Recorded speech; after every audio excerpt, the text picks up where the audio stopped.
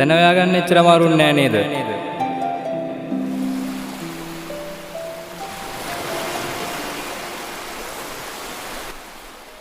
ආදරය කියන්නේ හරියට සිතිජයක් වගේ දෙයක්. ඈතින් ළඟයි වගේ පෙනුනට ළඟට ගියාට පස්සේ තමයි කොච්චර පරතරයක්ද කියලා තේරෙන්නේ. මේ ඉන්නේ අවුරුදු ගාණක් මගෙත් එක්ක ජීවිතේ බෙදාගත්තු කෙනා. මම වැඩියෙන් ආදරය කරපු, මට වැඩියෙන් ආදරය කරපු කෙනා. මගේ තැන හෙට වෙන කෙනෙකුට දෙන්න ලෑස්ති වෙනවා. අපි හෙට හමු වෙන අන්තිම දවසේ එයා ඉස්සරහම මගේ හුස්ම නැති කරලා දානවා. මට ඒ ඇති